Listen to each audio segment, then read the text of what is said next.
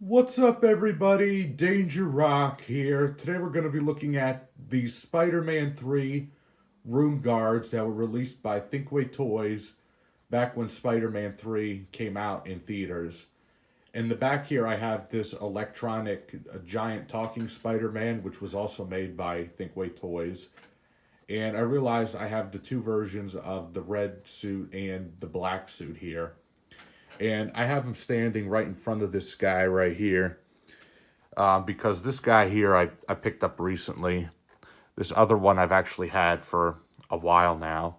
And they both have these things at the bottom of the feet where they would be ported into a stand, and they would be able to talk when you hit the button on the stand.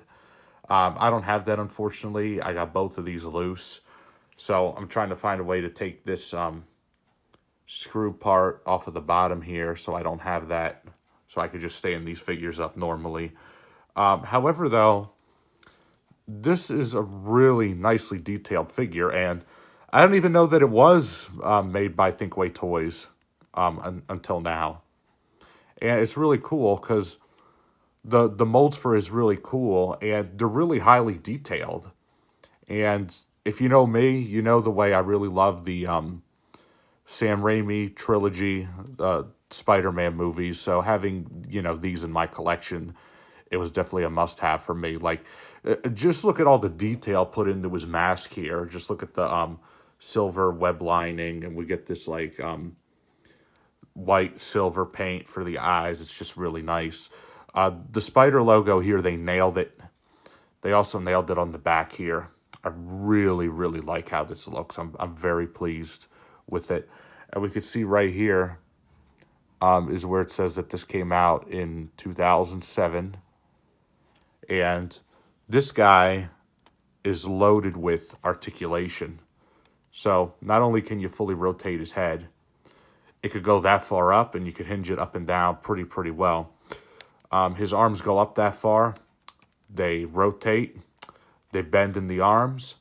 They move in the wrist. And they move in the fingers, which is awesome.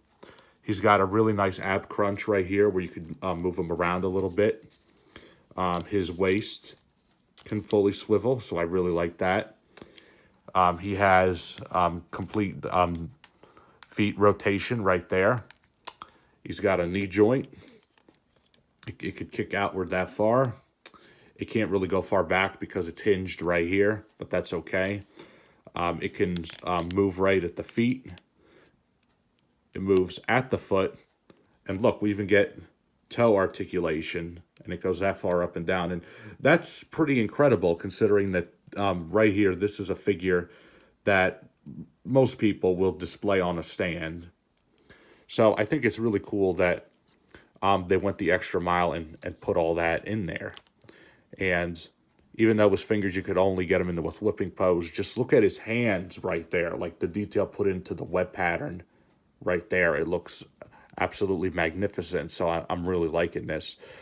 And this big guy in the back here was definitely the must-have. Just look at how big and tall and cool looking he is. And I really like the way he has ankle pivoting right here too. So that's actually really, really nice.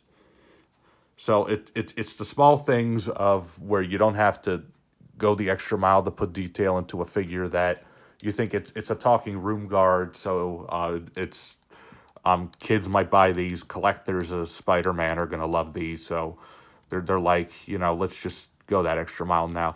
Moving on to the black suit, this is where I think they really killed it. This is just so nice. Like, just look at the black texturing we got right here on the suit. You can actually see the texture that they used. It's so cool. And also, when we look at the web lines right here on the suit, it just looks so clean. Like, I like the way they're all sculpted and painted nicely, is that there's no sloppy paint or anything. And even though you think that this guy here is a complete wash of this guy, they are not.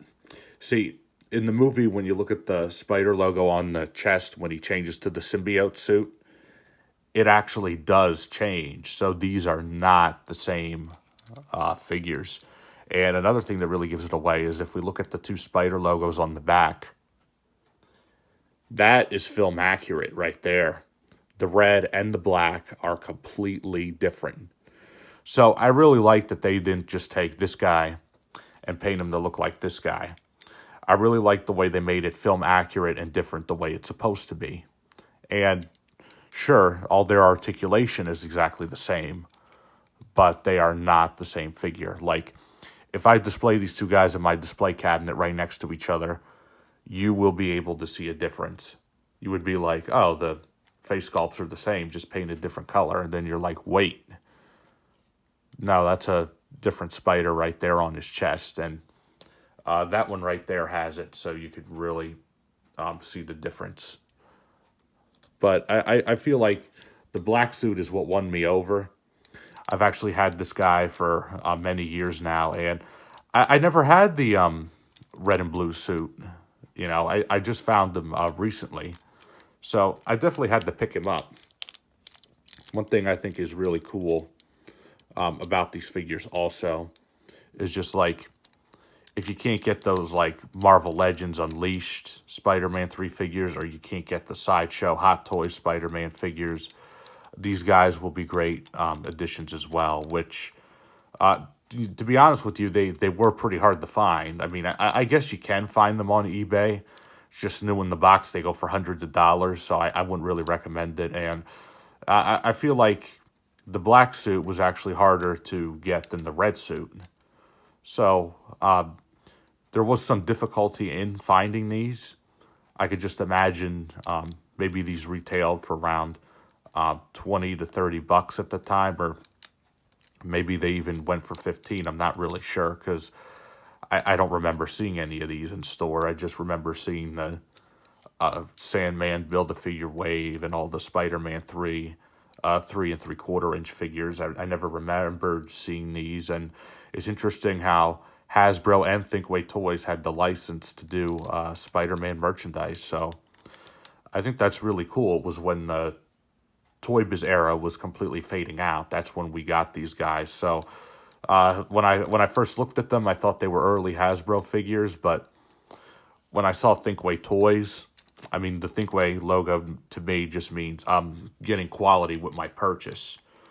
And interestingly enough, these screws that he has right here at the bottom of his feet, you can see he also has peg holes, so you would know that he goes to a collector stand of some sort. But yeah, these two were definitely must-haves for me. If you can find them, and if you can find them for a reasonable price, I would definitely recommend picking these up if you're a Spider-Man fan. To me, I'm always going to have these in my collection. They look absolutely magnificent, and definitely want to look for these guys. They won't disappoint you. So yeah, this has been my review of the Spider-Man 3 Room Guard red and black suit. If you like this video, please leave a like. Please subscribe to my YouTube channel. Let me know in the comments down below. What do you think of these figures? Do these bring back any happy memories from that era? And which one was the first one you ever got? I really look forward from hearing from you guys. Thank you guys for watching as always. And I'll see you guys on the next video review.